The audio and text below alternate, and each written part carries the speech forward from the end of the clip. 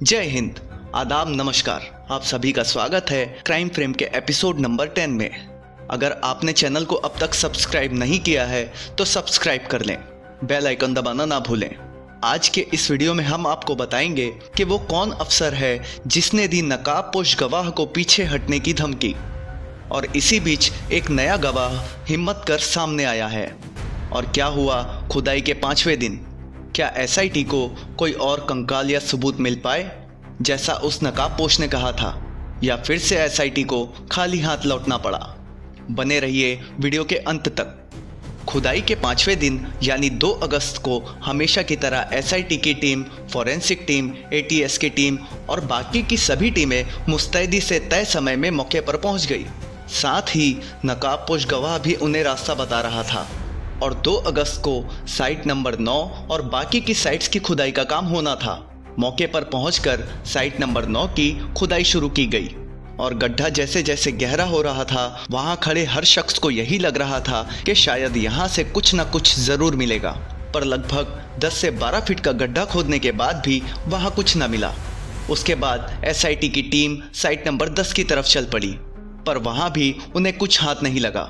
बता दें कि नकाबपोश के द्वारा बताई गई साइट्स में से सिर्फ एक साइट में ही मानव कंकाल मिला है, जबकि सबको यही उम्मीद थी कि साइट 9 से 13 में ज़रूर कुछ न कुछ मिलेगा, जैसा उस नकाबपोश ने बताया था। अब देखते हैं कि 3 अगस्त की खुदाई में क्या सामने आता है। और इसी बीच एक और गवाह सामने आया है जिसने एसआईटी की टीम को लिखित में रिपोर्ट सौंपी है कि उसने अपनी आंखों से धर्मशाला के आसपास लाशें दफनाते हुए देखा है।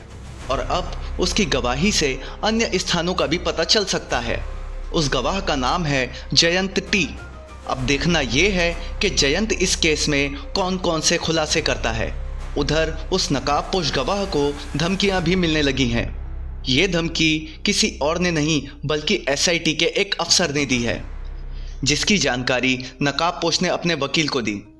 नकाबपोश के मुताबिक ये धमकी उसे 1 अगस्त की रात को दी गई, जहां उसकी सुरक्षा को देखते हुए एसआईटी के कैंप में ही रखा जा रहा है। और उसी कैंप में एसआईटी के अफसर भी रात रुकते हैं। 31 से 1 जुलाई की रात, मतलब जिस दिन पहली बार साइट नंबर 6 से कंकाल मिले थे, उसी दिन नकाबपोश को धमकी दी गई थी। उसे कहा गया कि तुम ये केस वापस ले लो, ये कह दो कि तुम्हें भड़काया गया था और तुमने बहकावे में आकर ये सब किया और ये झूठी कहानी गढ़ी, वरना अंजाम बुरा होगा। तुम जल्दी ही जेल जाओगे और तुम्हें जेल में ही सड़ना पड़ेगा। उस अफसर ने यह भी कहा कि तुम मोबाइल फ़ोन के कैमरे में एक बयान दे दो और किसी पर भी इल्ज़ाम डाल दो। एक तरफ एसआईटी की टीम पूरी ईमानदारी से काम कर रही है, वहीं दूसरी तरफ एसआईटी का ही एक अफसर उस गवाह को डरा रहा है, धमका रहा है। अब ऐसे में केस की जांच क्या होगी? ये उस नकाबपोश की एक और वकील अनन्या गोवड़ा ने एसआईटी को लिखित में कंप्लेन की है। और इस रिपोर्ट में उस नकाबपोश की पहचान छुपाने के लिए उसका नाम भीमा या एक्स रखा गया है, जो आप लोग स्क्रीन पर देख सकते हैं। ये उस कंप्लेन की कॉपी है जो अनन्या गोवड़ा ने एसआईटी चीफ और मीडिया को दी है। और इस रिपोर्ट में उन्होंने उस एसआईटी अफसर का भी नाम दिया है जिसने उस गवाह को धमकाया था। उस अफसर का नाम है मंजू गौड़ा। और उस अफसर ने धमकी देकर गवाह से एक बयान फ़ोन पर रिकॉर्ड किया है। अब पता नहीं वो बयान क्या था।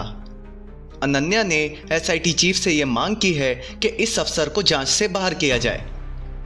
इस पर एसआईटी ने कहा कि गवाह से पहले पूछताछ की जाएगी, उसके बाद इस मामले में कोई फैसला लिया जाएगा। मीडिया में अब तक ये बात फैल चुकी है। देखना यह है कि एसआईटी इस पर क्या फैसला लेती है।